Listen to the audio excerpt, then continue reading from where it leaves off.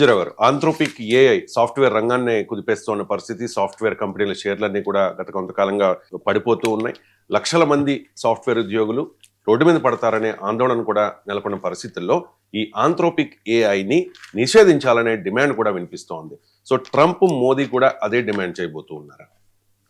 Yes అండి. ఇప్పుడు Anthropic AI ఈ వర్డ్ తెలియని వాళ్ళు లేరు. ఎందుకంటే ఇది ప్రపంచాన్ని అల్లకల్లోలం చేసి, అంటే ఒక రకంగా చెప్పాలంటే మానవ నాగరికతలోనే అతిపెద్ద డిజరప్షన్ అనమాట. అది అంటే అతిపెద్ద అలజడిని క్రియేట్ చేసింది మానవ నాగరికతలోనే. ఎందుకంటే కార్ల్ మార్క్స్ ఒకటి అంటాడండి, తన Karl Marx manifesto, Das manifesto ఇవన్నీ ఉంటాయన్నమాట, ఏంజల్స్ అనేది. అందులో ఒకటి అంటాడు అనమాట, ప్రపంచ మానవ పరిణామ క్రమం అంటే ఉత్పత్తి కారకాల్లో చేంజెస్ అంటాడు. అంటే ప్రొడక్షన్ని నిర్ధారించే ఇండెక్సెసే ప్రపంచ మానవ నాగరికతని నిర్ధారిస్తాయి అంటారు. ఇప్పుడు ఏఐ అనేది మానవ ఉత్పత్తిని అది కంట్రోల్ చేసేస్తుంది ఒకేసారి. అంటే మానవులు ప్రిపేర్ అవ్వకుండానే, వచ్చే కొత్తదనానికి, వచ్చే టెక్నాలజీకి ప్రిపేర్ అవ్వకుండానే ఏ ఆంథ్రోపిక్ ఏఐ రిలీజ్ చేసిన క్లాడ్ కోవర్క్ అంటే 11 ప్లగిన్స్లో వచ్చింది. మొత్తం అసలు కోట్ల మందిని ఒకేసారి నిరుద్యోగం చేయబోతుంది అనమాట. మానవ మేధస్సుని దాటైపోతుంది. ఒక రకంగా అంటున్నారు చాలా ఎక్స్పర్ట్స్, ఏమంటున్నారంటే ఇప్పుడు ఈ ఆంథ్రోపిక్ ఏఐ తయారు చేసిన ఈ క్లాడ్ కోవర్క్ ఏఐ ఇప్పుడు తర్వాత వచ్చే 6 నెలల్లో వచ్చేవి ఈవెన్ ఐన్స్టీన్, నోబెల్ లారెట్ల మైండ్ని దాటేసింది అనమాట. అంటే ఊహించుకోండి, మానవుడు ఏ స్థాయిలో అధమ స్థానంలోకి వచ్చేస్తున్నాడు. అంటే మొత్తం మానవ జాతినే యంత్రాలే వలసవాదంలో గెంటైపోతున్నాయి అనమాట. యంత్రాలు పరిపాలించబోతున్నాయి. ఒక రకంగా ఒక బ్లంట్గా నేను చెప్పాలంటే యంత్రాల పరిపాలన, యంత్రాల నాగరికత మొదలైందని చెప్పవచ్చు అనమాట. చూడండి, పెద్ద పెద్ద మూవీస్ మనకు వచ్చినాయి అనమాట. ఇది హాలీవుడ్లో వచ్చినాయి. యంత్రాలు భూమిని ఆక్యుపై చేసినట్టు, ఏలియన్స్ వచ్చినట్టు. ఏలియన్స్ ఎవరో రానవసరం లేదండి, ఏలియన్స్ లాంటి వాళ్ళు వచ్చారు. ఓపెన్ ఏఐ, ఎలాన్ మస్క్, తర్వాత ఆంథ్రోపిక్ సిఇఓ డారియో అమోడై, వీళ్ళు ఏలియన్స్ కంటే డేంజర్ అనమాట. ఈ అమోడై ఒక చెప్తున్నారు, అడోలసెన్స్ ఆఫ్ టెక్నాలజీ అనే ఒక ఎస్సే చేసి, ఎస్సేలో ఆయన చెప్తున్నాడు అనమాట ఒక వ్యాసంలో, మానవుడు రెడీ అవ్వండి, ఇంకో 6 నెలలు అయితే కోట్ల మంది సాఫ్ట్వేర్లో మొత్తం సాఫ్ట్వేర్ రంగమే తుడిచిపెట్టుకోబోతుంది, ఛాలెంజ్ విస్తున్నాడు ఆయన. ఆయన చెప్పేది మీరు ప్రిపేర్ అవ్వండి అని చెప్తున్నాడా, అందరికీ వార్నింగ్ ఇస్తున్నాడు అని అంటే వార్నింగే ఇస్తున్నాడు. అందరూ ఇంటికి వెళ్ళిపోండి, మీ పనులన్నీ నా యంత్రాలే చేస్తాయి, నా ఒక్క కంపెనీ సిలికాన్ వ్యాలీలో ఉంది, శాన్ ఫ్రాన్సిస్కో బేస్డ్ కంపెనీ, నేను ప్రపంచాన్ని నేలేస్తా, ఎలాన్ మస్క్ $1 ట్రిలియన్ కంటే ముందే నేను అయిపోతాను అన్నట్టు మాట్లాడుతున్నాడు ఆయన. ఆయన అన్నది ఎవరు ఎలా తీసుకుంటారో కానీ ప్రజలు భయంకరమైన ఆందోళనలో ఉన్నారు. ఇప్పుడు ఫెడరల్ రిజర్వ్స్ అన్ఎంప్లాయ్మెంట్ ఇండెక్స్లో అమెరికా రికార్డు స్థాయిలో ఉందన్నమాట. 4.5% అన్ఎంప్లాయ్మెంట్ రేట్ ఉంది. ఇండియాలో కూడా 4.6 దాకా అన్ఎంప్లాయ్మెంట్ ఉంది. మళ్ళీ సాఫ్ట్వేర్ ప్రమాదంలో ఉంది. ఇండియన్ ఎకనామిక్ సర్వే ఆల్రెడీ చెప్పింది, సాఫ్ట్వేర్ మళ్ళీ రెసిషన్లోకి వెళ్ళిపోతుంది, ఆర్థిక మాంద్యంలో సాఫ్ట్వేర్ అని. సాఫ్ట్వేర్ ప్రొటెక్షన్ కూడా ఇవ్వడం జరిగింది నిర్మలా సీతారామన్, ముందే తెలిసేమో భారతదేశానికి. తర్వాత అమెరికా ప్రపంచవ్యాప్తంగా ఇప్పుడు 8.2 బిలియన్ పాపులేషన్, అంటే 820 కోట్ల మంది జనాభా ఉంటే అందులో చూడండి అంటే 4.6 అంటే 5% వరకు అన్ఎంప్లాయ్మెంట్ ఉంది.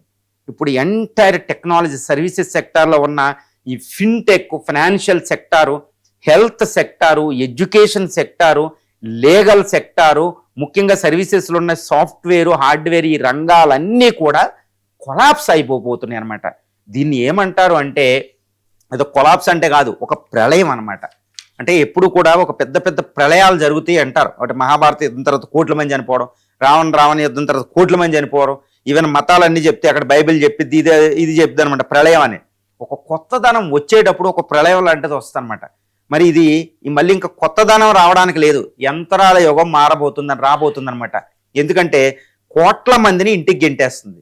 అంటే దీనివల్ల ఏమవబోతుంది అందరూ అనుకుంటారన్నమాట, 3వ ప్రపంచ యుద్ధం చేస్తుంది, రష్యా ఉక్రెయిన్ దగ్గర అణుబాంబులు వేయొచ్చు, లేకపోతే ఇరాన్ అమెరికా, లేకపోతే చైనా అమెరికా, ఇది అనుకుంటున్నారు. కానీ అది 3వ ప్రపంచ యుద్ధం కాదండి. దానివల్ల ఏమవుద్దో తర్వాత పెడదాం. కానీ ముందు ఈ అమేడియో, తర్వాత ఈ ఎలాన్ మస్క్లో ఓపెన్ అయ్యే సిఇఓలు, ఈ 10-15 మంది చేసేదే అసలైన ప్రళయం, అసలైన 3వ ప్రపంచ యుద్ధం. 4-5వ ప్రపంచ యుద్ధాలు కూడా ఒకేసారి చేసేస్తున్నారు వీళ్ళు. చాలా డేంజరస్ అనమాట. ఇంకా ఉత్పత్తిని వాళ్ళు టోటల్ కంట్రోల్ చేయబోతున్నారు. ఏ విధంగా అవబోతుందంటే ఈవెన్ ఫ్యూచర్ గవర్నమెంట్లు కూడా యంత్రాలు కంట్రోల్ చేయబోతున్నాయి.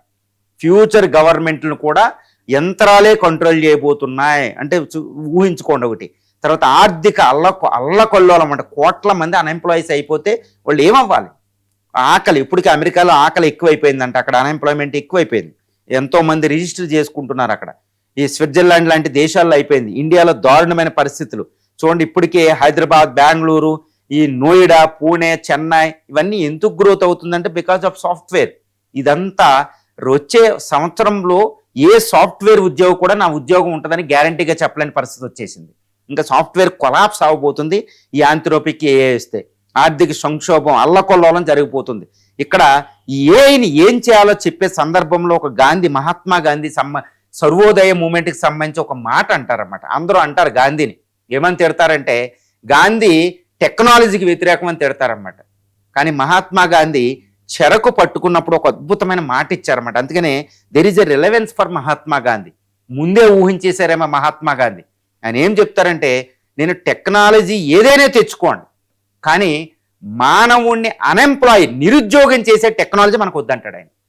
యంత్రాలకు ఆయన వ్యతిరేకం కాదు, ఏదైనా తెచ్చుకోండి, అది కాంప్లిమెంటరీగా ఉండాలంటే మానవుడికి. అంతేకాని మానవుడు బదులు యంత్రం రావడాన్ని ఆయన తప్పుపడతారు. మానవుడు నిరుద్యోగం చేస్తూ యంత్రం రావడానికి తప్పుపడతాడు ఆయన. ఒక అద్భుతంగా చెప్తారన్నమాట, చాలా జాగ్రత్తగా సటిల్ మైండ్తో దాన్ని చూడాలన్నమాట. ఒక అద్భుతం ఉంటుంది. మరి మహాత్మా గాంధీని ఇప్పుడు స్మరించుకోవాలి కదా అందరూ. ఏమని క్రిటిసైజ్ చేస్తారంటే ఆయన ఇప్పుడు మాట్లాడమనండి. ఈరోజు కోట్ల మంది భారతీయుల్ని, కోట్ల మంది ప్రపంచంలోని Americans, even highly technology, even సీఈఓలు, ఈవెన్ జడ్జిలు కూడా పని ఉండదేమో, ఈవెన్ కంపెనీలు సీఈఓలు కూడా అవసరం ఉండదేమో. ఊహించుకోండి, ఫార్మర్స్ అవసరం. ఏ విధంగా చూడండి, వీళ్ళందరి బదులు యంత్రాలు రాబోతున్నాయి. ఈవెన్ ప్రభుత్వాధినేతల ప్లేస్లో కూడా యంత్రాలు రాబోతున్నాయి. ఈవెన్ సెక్స్ టూల్స్ కూడా, కాపరాలు చేయడానికి కూడా యంత్రాలు రాబోతున్న పరిస్థితి మనం చూస్తున్నాం. పని మనుషులు ఎంప్లాయీసే దారుణం. ఇంక దాన్ని చెప్పడానికి ఇప్పుడు సరిపోదన్నమాట, వాల్యూమ్ చెప్పాలి నేను. ప్రతి ప్లేస్లోకి రోబోట్స్ రాబోతున్నాయి, ప్రతి స్పేస్లోకి మనకి ఇవి రాబోతున్నాయి. ఏంటంటే ఈ ప్లేస్ అన్నిట్లో ఆక్యుపై చేస్తే అంటే మానవుడు బదులు అవి వస్తున్నాయి యంత్రాలు. ఇంకోటి ఏంటంటే ఐన్స్టీను లాంటి నోబెల్ లారేట్లు దాటేసిన మైండ్ సెట్లతో వస్తున్నాయి ఇండిపెండెంట్గా. అవే మూడో ప్రపంచ యుద్ధాన్ని చేయవా, రష్యా డెడ్ హ్యాండ్ న్యూక్లియర్ కోడ్లు అన్నీ అవి తీసేసుకుంటాయండి, మూడో ప్రపంచ యుద్ధాన్ని ప్రకటిస్తాయి. ఇది ఎంతో కాలం అయితే లేదు. ఈవెన్ శాటిలైట్ అన్నిటినీ కంట్రోల్ చేస్తాయి అవి. భారత వ్యవసాయం మనం ఏం తినాలో ఎలాంటి దారుణంగా కంట్రోల్ చేస్తాయి, మనల్నే శాసించే స్థాయికి వస్తాయి. ఇదంతే కల్పితాలు అనుకున్నారు ఒకప్పుడు, ఇమాజినేషన్, ఇప్పుడు నిజం. ఆ నిజమే వాళ్ళు చెప్తున్నారు. ఓపెన్ సిఏఓ ఆరియో డానియో వీళ్ళు చెప్తున్నారు, అమిడియోలు. సో చాలా డేంజరస్. మరి ఏం చేయాలి అంటే ఫిబ్రవరి 19, 20 తారీఖుల్లో భారతదేశంలో ఏఐ ఇంపాక్ట్ సమ్మిట్ జరగబోతుంది. దీనికి తర్వాత యుఎస్ నుంచి, ప్రపంచం నుంచి ఎంతో మంది సైంటిస్టులు వస్తున్నారు. అంటే దానికోసం ఎలా ఉపయోగపడాలి మానవ చరిత్రకి, మానవుడికి అనేది చర్చించడానికి వస్తున్నారు. AI impact summit. Even French అధ్యక్షుడు మ్యాక్రాన్ కూడా వస్తున్నారు. ఇండియన్ ప్రైమ్ మినిస్టర్ ఆధ్వర్యంలో ఈ సమ్మిట్ జరుగుతుంది. ఇక్కడ ప్రధానమైన డిమాండ్ ఏం ఉండబోతుందంటే ఈ ఆంథ్రోపిక్ ఏఐ తయారు చేసిన ఈ 11 ప్లగ్ఇన్స్ మీద బ్యాన్ అనే రాబోతుంది డిమాండ్. ఈవెన్ డొనాల్డ్ ట్రంప్ కూడా ఇదే సీరియస్గా ఆలోచిస్తున్నారని తెలుస్తుంది. ఎందుకంటే అమెరికాలో అన్ఎంప్లాయ్మెంట్, అందుకే ఫెడరల్ రిజర్వ్ వడ్డీ రేట్ అయిన తగ్గించబోతున్నాడు. ఈ లోపల ఆంథ్రోపిక్ ఇంకా అల్లకొల్లోలం చేస్తుంది. ఆయన పదవే ఉండేలా లేదు. కాబట్టి డొనాల్డ్ ట్రంప్ రంగంలో దిగబోతున్నాడని తెలుస్తుంది. ఈ ఓపెన్ ఆంథ్రోపిక్ తయారు చేసింది పోస్ట్ పోన్ చేసి పక్కన పెట్టించడానికి తయారవుతున్నారు. దానికి అంత పవర్ ఉంది యునైటెడ్ స్టేట్స్ ఆఫ్ అమెరికాకి. గుర్తుపెట్టుకోవాలి, ఆయన ఇష్టం వచ్చినట్టు చేశాడని ఆంథ్రోపిక్ సీఈఓ లేదు, యుఎస్ ప్రెసిడెంట్ డిసైడ్ చేయబోతున్నాడు. ఇండియాలో కూడా ఈ డిమాండ్ వస్తుంది. అంటే ప్రపంచవ్యాప్తంగా ఈ ఆంథ్రోపిక్ ఏఐ తయారు చేసిన ఈ క్లాడ్ కోవర్కి ఏఐని బ్యాన్ చేయాలి. అంటే ఏంటి, ఎందుకు చేయాలంటే దీన్ని పూర్తిగా మనం సమర్థించాలి. ఏంటంటే మానవుడు ఇంకా ప్రిపేర్ అవ్వలేదు, ప్రపంచ ఆర్థిక రంగం, ఈ రంగం అంతా ప్రిపేర్ అవ్వలేదు కల్చరల్గా. కొత్తదనం వస్తే దాన్ని యాక్సెప్ట్ చేయాలి. చూడండి, ఇప్పుడు మనం ఒకప్పుడు మామూలు సినిమాలు చూసాం 80లో 90లో, లవకుశ లాంటివి. అప్పట్లో పాటలు చూసాం, ఆ తరానికి సరిపోయింది. ఒకేసారి జెంటిల్మెన్ లాంటి పాటలు ఒకేసారి పెట్టి గ్రాడ్యువల్గా వెళ్తాయి. మానవుడు జీర్ణించుకోవాలి. మానవుడు ఈ నాగరికతే జీర్ణించుకోలేని టెక్నాలజీ వచ్చేస్తుంది. అంటే ఒక 20 తరాల అవతలది ఈ తరంలో వచ్చేస్తే ఎక్కడ జీర్ణించుకుంటాడు? మొత్తం డిస్రప్ట్ అంటారు, దాన్ని కొలాప్స్ అయిపోతుంది. అల్లకొల్లాలో మానవ నాగరికతకి ఎండ్. అందుకే అపోకలిప్సో అంటే ప్రళయం అనే పదాన్ని ఉపయోగిస్తున్నారన్నమాట. అంటే ప్రళయాన్ని క్రియేట్ చేసేది ఎంత మంచిదైనా వద్దు బాబు, పక్కన పెట్టండి. అందుకనే ఆంథ్రోపిక్ ఏఐ, క్లాడ్ కోవర్క్, ఇంకా 11 ప్లగిన్స్, ఇప్పుడు రాబోయేది ఆయన హెచ్చరించేది ఏఐ మీద పరిశోధనలు ఇవన్నిటిని పక్కన పెట్టాలి. పక్కన పెట్టి బ్యాన్ చేస్తే గవర్నమెంట్లన్నీ అక్కడ అవ్వద్దని చెప్పొచ్చు. ఇప్పుడు వరల్డ్ గవర్నమెంట్ లేదు, కానీ ఎంఎన్సీలే వరల్డ్ గవర్నమెంట్ అయిపోయినాయి. ఆల్రెడీ ప్రపంచంలో వరల్డ్ గవర్నమెంట్ ఉంది ఎంఎన్సీల చేతిలో, ఈ మస్కో వీళ్ళ చేతిలో. కాబట్టి వాళ్ళని నిరోధించాలి అంటే ఈ లీడర్లు చాలా సంకల్పంతో ప్రజల నుంచి డిమాండ్ రాబోతుంది. లేదా ఈ ట్రంప్కి, మోడీ గారికి అందరికి వ్యతిరేకంగా కోట్ల మందికి రోడ్డు మీదకి వస్తారన్నమాట. ఏఐ మీద ఒక పెద్ద విప్లవమే మనం చూడబోతున్నాం. ప్రపంచంలోనే అతిపెద్ద ఒకేసారి ప్రపంచవ్యాప్తంగా విప్లవాలు చూడాలి. అమెరికా విప్లవాలు, ఫ్రెంచ్ విప్లవాలు, జర్మన్ విప్లవాలు, చైనా విప్లవం, రష్యన్ విప్లవాలు, తర్వాత భారతదేశంలో ఉప్పు సత్యాగ్రహాలు లాంటి విప్లవాలు ఇలాగే చూసాం మనం. కానీ ఏఐకి వ్యతిరేకంగా ప్రపంచంలో ఒకేసారి ప్రపంచంలో మానవ విప్లవం చూడబోతున్నాం అనమాట. అది బ్యాన్ చేయకపోతే ఇది గవర్నమెంట్లకి చూసుగా తెలుసు. కాబట్టి ఆంథ్రోపిక్ ఏఐని పక్కన పెట్టించాలి, మూల పెట్టించాలి. ఆ టెక్నాలజీ భవిష్యత్తులో మానవుడు ప్రిపేర్ అవ్వడానికి ఆయన వదులుకోమనండి. ఆయన $1 ట్రిలియన్ పర్సన్ అయిపోవడానికి ప్రపంచ మానవుని కూడా సంహరించడానికి రెడీగా ఉంటాయి ఎంఎన్సీలు. కాబట్టి ఇది అంగీకరించకూడదు. ఈ డిమాండ్ ఏఐ ఇంపాక్ట్ సమ్మిట్లో అతిపెద్ద డిమాండ్ అవబోతుంది న్యూఢిల్లీలోనే. ఎందుకంటే చాలా దేశాధినేతలు అక్కడికి వస్తున్నారు. ఈవెన్ ట్రంప్ కూడా పరిశీలిస్తున్నారు. కాబట్టి ఓపెన్ ఏఐని ప్రస్తుతం బ్యాన్ చేయాలనేదే అందరూ కోరుకునేది.